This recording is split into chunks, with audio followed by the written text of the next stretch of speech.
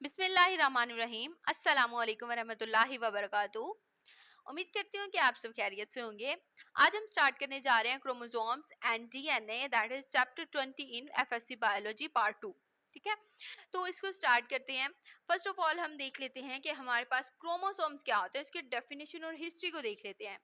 Chromosomes basically thread like structure होता है जो कि न्यूक्लियस के अंदर अपीयर होता है। जब सेल की डिवीजन होती है तब भी हमें थ्रेड लाइक स्ट्रक्चर नजर आता है जिसको हम कहते हैं क्रोमोसोम्स। ठीक है, अब हम देख लेते हैं इसकी हिस्ट्री को बेसिकली डिस्कवरी भी कहा जाता है। फर्स्ट टाइम जो है जर्मन एम्ब्रियोलॉजिस्ट है वेल्टर फ्लेमिंग 1882 में ये जब एग्जामिन कर रहा था सेलेमेंडर के लार्वा को, जो कि रैपिडली डिवाइडिंग सेल्स होते हैं, उनको जब ये एग्जामिन कर रहा था, फिर इसने क्या किया, एक थ्रेड लाइक स्ट्रक्चर देखा जिसको इसने क्रोमोसोम का नाम दिया। ठीक है, नेक्स्ट आते हैं हमारे पास features of eukaryotic chromosome. Features क्या होते हैं इसके? फीचर्स में अगर हम देखें इसके बेसिकली हमारे पास आते हैं कि इसके क्या क्या इसमें पाया जाता है और ये जो है बेसिकली होता कहाँ पे है। ठीक है, ये बेसिकली न्यूक्लियस में होता है, न्यूक्लियस सेल के जो न्यूक्लियस होता है वहाँ पे होता है और ये थ्रेड लाइक स्ट्रक्चर होता है। और इसके अलावा इसमें प्रोटीन होते हैं और मॉलिक्यूल्स होते हैं। ठीक है, और जेनेटिक इन्फॉर्मेशन जितनी भी होती है वो क्रोमोसोम्स के थ्रू क्या होती है, पेरेंट्स से ऑफस्प्रिंग में ट्रांसफर होती है। नेक्स्ट आता है क्रोमोसोम का साइज, शेप और number. Size shape of number में देखें तो हमारे पास नंबर जो होते हैं क्रोमोसोम्स के वो वेरी करते हैं। ठीक है, ये जो है डिफरेंट एनिमल्स में डिफरेंट तरह से होते हैं। ठीक है, डिफरेंट ऑर्गेनिजम्स में डिफरेंट तरह से होते हैं। तो नंबर ऑफ क्रोमोसोम्स अगर हम देखें तो ये यूकैरियोट सेल्स में होते हैं, इनका नंबर जो है वो वेरी करता है स्पीशी टू स्पीशी। जैसे हमारे पास पेंसिलियम है, ये एक फंगस है, इसमें सिर्फ एक पेयर होता है यानी कि 2 क्रोमोसोम होता है। और एक बात आपने हमेशा याद रखनी है कि क्रोमोसोम जो होता है हमेशा ये पेयर फॉर्म में होता है, कभी भी ये सिंगल नहीं होता। ठीक है, और कुछ हमारे पास फंड्स होते हैं जिसमें 500 पेयर्स होते हैं यानी कि 1000 क्रोमोसोम्स भी होते हैं। और मॉस्किटो के अंदर 3n होते हैं, हनी बी के अंदर 16 पेयर्स होते हैं, कॉर्न के अंदर 10 पेयर्स, शुगर के 40 पेयर्स, 40 होते हैं इसमें, और फ्रॉग के अंदर 13 होते हैं, माउस के अंदर 20 क्रोमोसोम्स होते हैं, और ह्यूमन सेल्स जो होता है उसमें बेसिकली 46 क्रोमोसोम्स होते हैं जिसमें 23 पेयर्स होते हैं, मतलब 23 का पेयर और टोटल 46 क्रोमोसोम्स। ठीक है, ये हो गया हमारे पास। इसकी केमिकल कंपोजिशन अगर हम देखें, केमिकली ये जो कंपोज होते हैं ये हमारे पास इसमें क्रोमैटिड्स होते हैं, और इसके अलावा इसमें जो है हमारे पास डीएनए, आरएनए और प्रोटीन्स होती हैं बेसिकली इसके अंदर। इसके अलावा है क्रोमोसोम का स्ट्रक्चर। अब देख लेते हैं स्ट्रक्चर कैसा होता है क्रोमोसोम का।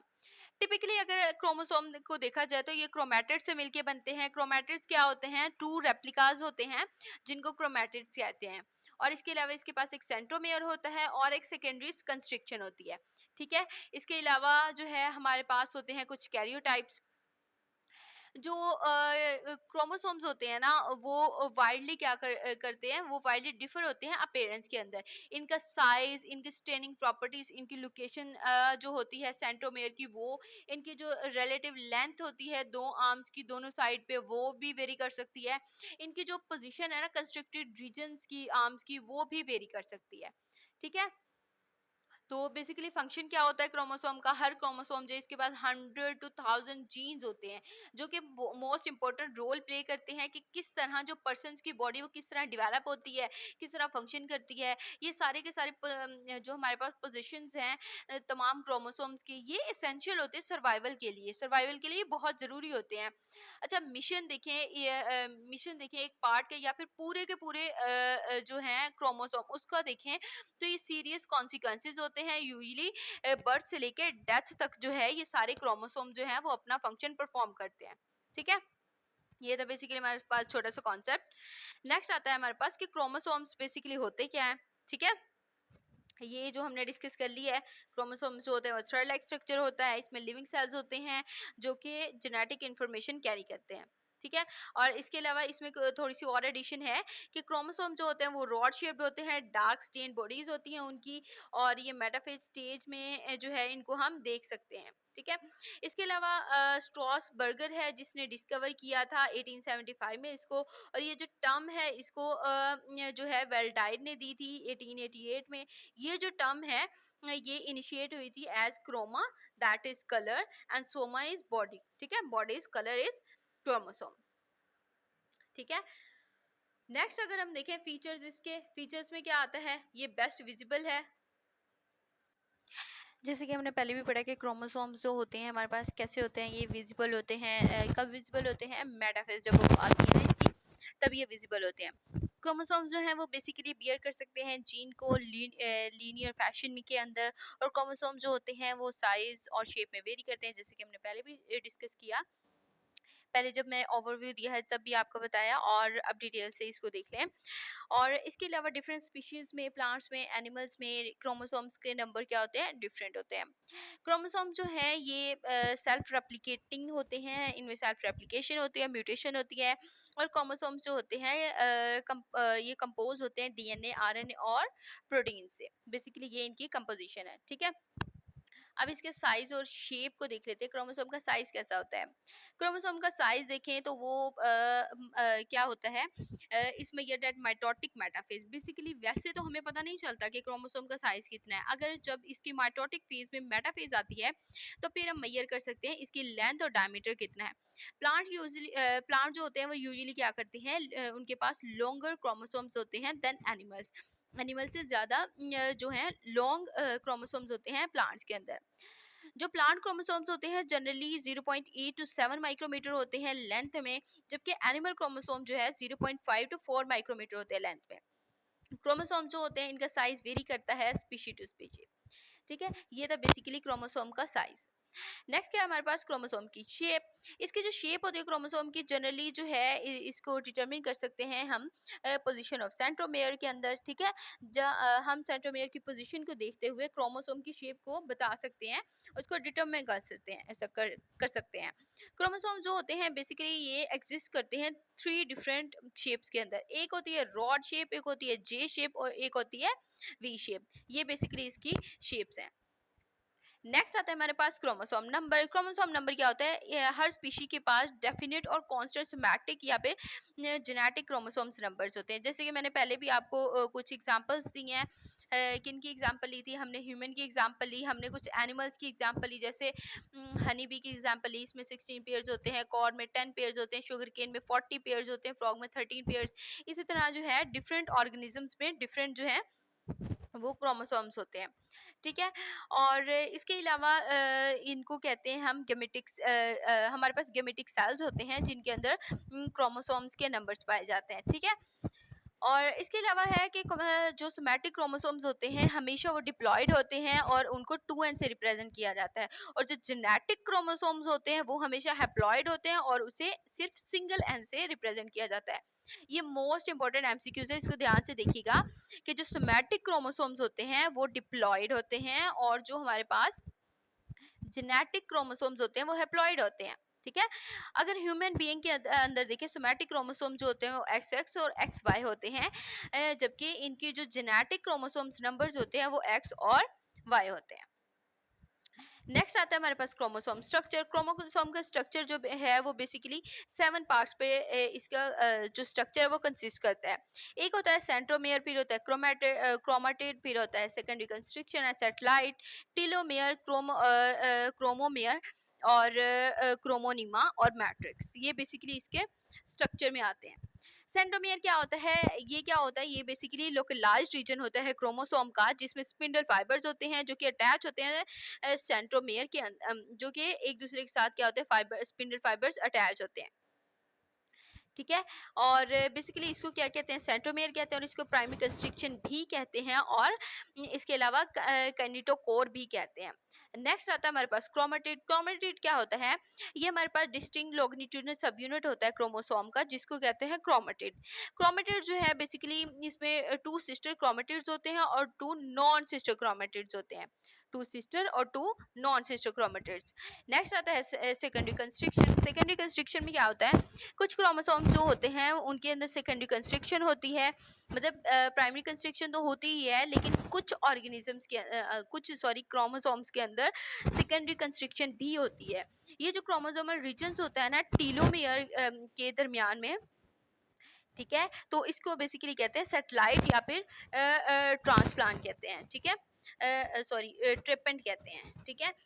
नेक्स्ट आता है हमारे पास कि क्रोमोसोम जो हैं वो क्या होते हैं, सैटेलाइट होते हैं, क्योंकि और जो क्रोमोसोम्स हमारे पास सैटेलाइट होते हैं उन्हें कहते हैं सैटेलाइट क्रोमोसोम।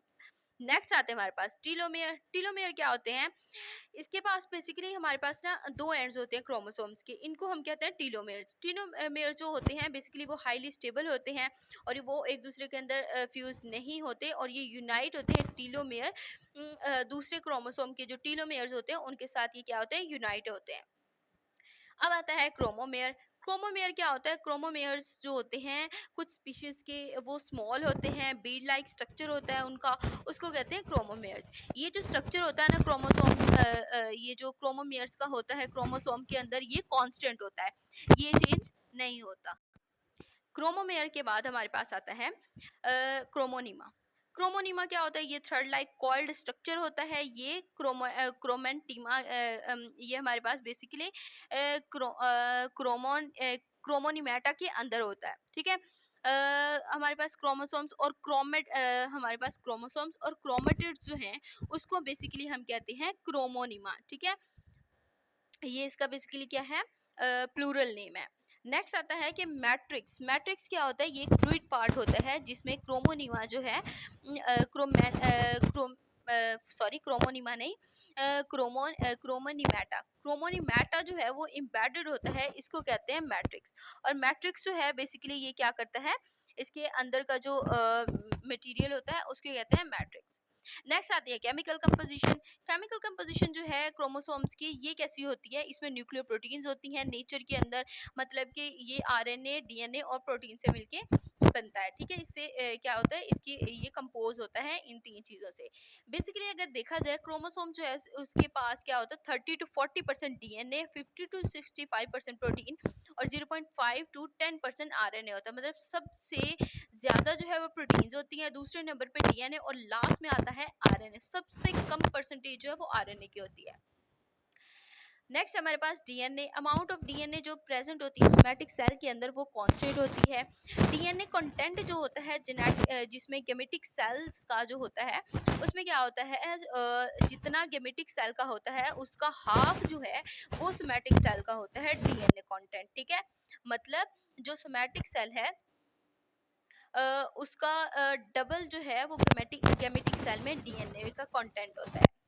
डीएनए जो होता है क्रोमोसोम का बेसिकली वो 2 टाइप्स का होता है, एक होता है यूनिक डीएनए, एक होता है रेपिटेटिव डीएनए, ठीक है। यूनिक डीएनए जो होता है ना ये किस पे कंसिस्ट करता है, डीएनए सीक्वेंसेस पे जो कि प्रेजेंट होती हैं, सिंगल कॉपी होती है पर जीनोम, उसमें जो होता है ये बेसिकली उसमें यूनिक नेचर के होता है। नेक्स्ट आता है हमारे पास यूनिक डीएनए। यूनिक डीएनए क्या होता है, इसको नॉन रेप्लिकेटिव डीएनए भी कहते हैं, ठीक है। नेक्स्ट आता है कोड प्रोटीन्स। ये क्या होते हैं, ये कोड्स होते हैं प्रोटीन्स के लिए जिनके पास लार्ज क्वांटिटी होती है, सेल्स के लिए। फॉर एग्जांपल स्टोरेज प्रोटीन्स होती है हमारे पास, वो क्या करती है, स्टोरेज का काम करती हैं। इसके अलावा एक था हमारे पास नॉन रेपिटेटिव और ये है रेपिटेटिव। रेपिटेटिव डीएनए क्या होता है, ये कंसिस्ट करता है डीएनए न्यूक्लियोटाइड्स और बेसिस के ऊपर, मतलब उनके सीक्वेंसेस पे, जो कि फ्यू से सेवरल थाउजेंड बेस पेयर्स होते हैं इसके पास, ये लॉन्ग होते हैं और ये प्रेजेंट होते हैं, सेवरल से मिलियन कॉपीज होती हैं इनकी जीनोम पर जीनोम, ठीक है। जो ह्यूमन जीनोम होती है इसके पास 30% रेपिटेटिव डीएनए होता है। रेपिटेटिव डीएनए जो है इसको फर्दर डिवाइड किया जाता है हाईली रेपिटेटिव डीएनए और मॉडरेटली रेपिटेटिव डीएनए, एक हाईली और एक मॉडरेट। आरएनए जो है बेसिकली प्योरीफाइड क्रोमेटिन होता है जिसके अंदर 10 to 15% आरएनए होता है। आरएनए जो है वो एसोसिएट होता है क्रोमोसोम के अंदर। क्रोमोसोम जो है इसमें क्या होता है, मैसेंजर आरएनए, ट्रांसफर आरएनए और राइबोसोमल आरएनए, ठीक है। नेक्स्ट हमारे पास प्रोटीन्स होती हैं। प्रोटीन्स क्या होती हैं, ये एसोसिएट होती है क्रोमोसोम्स के साथ। फिर ये क्लासिफाई होती हैं दो ब्रॉडर ग्रुप्स में, ठीक है। एक होती है हमारे पास हिस्टोन या फिर बेसिक प्रोटीन्स, दूसरी होती है नॉन हिस्टोन प्रोटीन्स। अब हम देख लेते हैं कि हमारे पास नॉन हिस्टोन प्रोटीन्स क्या होती हैं। नॉन हिस्टोन प्रोटीन्स बेसिकली जो होती हैं ये एसिडिक इन नेचर होती हैं, और क्या होती है, हिस्टोन प्रोटीन्स जो है वो बेसिक नेचर होती हैं, ठीक है। नॉन हिस्टोन जो होती है वो एसिडिक, और हिस्टोन प्रोटीन्स जो होती हैं वो बेसिक नेचर होती हैं। तो हिस्टोन प्रोटीन्स क्या होती हैं, हिस्टोन प्रोटीन्स बेसिकली कंट्रीब्यूट करती हैं 80% जो टोटल क्रोमोसोम्स प्रोटीन्स होती है ना, उसका जो 80% होता है वो हिस्टोन प्रोटीन्स होती हैं।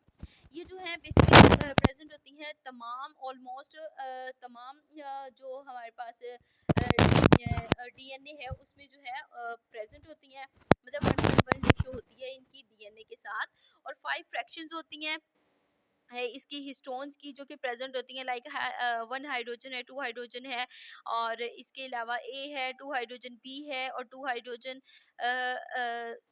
और इसका 2 हाइड्रोजन एंड सो ऑन है। यहाँ पे मिस्टेक से 2 बार लिखा गया। नेक्स्ट आती हैं नॉन हिस्टोन प्रोटीन्स, जो हैं हमारे पास क्या करती हैं, ये बनाती हैं ऑलमोस्ट 20% बनाती हैं टोटल प्रोटीन मास का। इसमें जो कंटेंट होता है नॉन हिस्टोन प्रोटीन का, ये जो है ये डिफरेंट होता है स्पीशी टू स्पीशी, ये वेरी करता है। जो नॉन हिस्टोन प्रोटीन्स होती हैं इसमें कुछ इंपॉर्टेंट एंजाइम्स आते हैं, जैसे कि डीएनए और आरएनए पॉलीमरेजेस। नेक्स्ट क्या हमारे पास types of chromosomes. According to अगर इसके रिलेटिव पोर्शन में देखा जाए सेंट्रोमेयर के, तो क्रोमोसोम जो है बेसिकली 4 टाइप्स में इसको डिवाइड किया गया है, ठीक है। एक आता है कैरियोटाइप, ठीक है। इसमें कैरियोटाइप को देख लेते हैं। अच्छा, ये कैरियोटाइप मैंने पहले भी डिस्कस किया है। सॉरी, यहाँ पे एक स्लाइड मिस हो गई है, तो मैं यहाँ पे आपको बता देती हूँ। जो बेसिकली टाइप्स होती है ना क्रोमोसोम्स की, वो कौन कौन सी हैं। हमारे पास है मेटासेंट्रिक, सबमेटासेंट्रिक, एक्रोसेंट्रिक और टीलोसेंट्रिक, ठीक है। ये बेसिकली कि हमारे पास क्या है, इसकी क्रोमोसोम्स की टाइप्स है। तो इसमें क्या होता है, बेसिकली इन टाइप्स को अगर हम थोड़ा थोड़ा डिफाइन करें, तो इसमें क्या होता है, फर्स्ट ऑफ ऑल हमारे पास है इसकी टाइप 1 जो है उसको हम देख लेते हैं। फर्स्ट ऑफ ऑल देख लेते हैं मेटासेंट्रिक। अच्छा, ये जो बेसिकली हमारे पास क्रोमोसोम्स की टाइप है मेटासेंट्रिक, इसमें क्या होता है, ये जो क्रोमोसोम्स होते हैं ना, ये ऐसे क्रोमोसोम्स होते हैं जिनके सेंट्रोमेयर जो है वो सेपरेट करते हैं इसको क्रोमोसोम्स को दो इक्वली साइज में, ठीक है। इनकी आर्म जो है ना वो इक्वली दो पार्ट्स में डिवाइड हो जाते हैं, और ये और इसके जो पार्ट है ना वो कहाँ पे लोकेटेड होते हैं, सेंटर में होते हैं, ठीक है। इसमें मेटासेंट्रिक क्रोमोसोम जो है इनकी शेप जो है वो एक्स लाइक होती है। फॉर एग्जांपल जैसे फर्स्ट, थर्ड, 16, 19 और 20 ये जो है ह्यूमन क्रोमोसोम्स, ये हमारे पास बेसिकली मेटासेंट्रिक होते हैं। अब आते हैं सब मेटासेंट्रिक की तरफ। सब मेटासेंट्रिक क्या होते हैं, ये जो क्रोमोसोम्स होते हैं ना, इनका जो सेंट्रोमियर है ये प्रेजेंट होता है नियर द मिडिल, और ये डिवाइड होता है क्रोमोसोम्स अनइक्वल आर्म्स के अंदर। अनइक्वल आर्म्स में कैसे डिवाइड होगा, इसकी शेप जो होगी वो एल शेप बन जाएगी, ठीक है। अगर ह्यूमंस के अंदर देखिए सेकंड, फोर्थ, 12, 17 और 18 जो है ये बेसिकली जो एक्स क्रोमोसोम्स है ये बेसिकली हमारे पास क्या होते हैं, सब मेटासेंट्रिक होते हैं। नेक्स्ट आता है एक्रोसेंट्रिक। एक्रोसेंट्रिक क्या होते हैं, ये क्रोमोसोम जो होते हैं जिनका सेंट्रोमियर जो है वो प्रेजेंट होता है at the end of chromosome, उनको कहते हैं एक्रोसेंट्रिक। ये क्या होते हैं, ये बहुत ही शॉर्ट पी आर्म बनाते हैं, जो कि बहुत ही शॉर्ट पी आर्म बनाते हैं और लॉन्ग आर्म बनाते हैं क्यू। फॉर एग्जांपल जैसे ह्यूमंस के अंदर देखिए 13, 14, 15, 21 और 22, और जो वाई क्रोमोसोम्स होते हैं वो बेसिकली होते हैं एक्रोसेंट्रिक। लास्ट वन है हमारे पास टीलोसेंट्रिक। टीलोसेंट्रिक जो होते हैं बेसिकली ये क्रोमोसोम होते हैं ये जो प्रेजेंट होते हैं ये at the end of chromosomes, ठीक है। इनका जो सेंट्रोमियर है वो कहाँ पे होता है, at the end of chromosome होता है। ये बेसिकली ह्यूमंस के अंदर ऑब्जर्व नहीं किए जा सकते, ठीक है। इनका जो शॉर्टर आर्म होता है वो पी होता है, जो कि विजिबल होता है। उसकी शेप जो है क्रोमोसोम्स की वो एनाफेज लाइक होती है, मतलब आई जो शॉर्ट आई होती है ना उसकी तरह की इसकी शेप होती है। ये थी बेसिकली हमारे पास टाइप्स ऑफ क्रोमोसोम्स। नेक्स्ट देख लेते हैं हम कैरियोटाइप। कैरियोटाइप क्या होते हैं, बेसिकली ये कंप्लीट सेट ऑफ क्रोमोसोम्स होते हैं स्पीशीज के अंदर और या फिर इंडिविजुअल के अंदर, इसको कहते हैं कैरियोटाइप। जो बेसिक नंबर्स होते हैं ना क्रोमोसोम्स के सोमैटिक सेल्स के अंदर या फिर स्पीशीज के अंदर, उसको कहते हैं सोमैटिक नंबर, और नेम करते हैं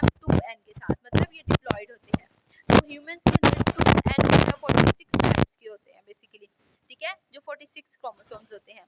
नेक्स्ट आता है आइडियोग्राम। आइडियोग्राम क्या होता है? अगर हम क्रोमोसोम्स की मॉर्फोलॉजी को, उसके मॉर्फोलॉजिकल करैक्टर्स को किसी भी स्पीशीज के या फिर पॉपुलेशन के जो मॉर्फोलॉजिकल करैक्टर्स हैं उसको ग्रामेटिकली रिप्रेजेंट कर दे तो वो बेसिकली हमारे पास क्या हो जाता है?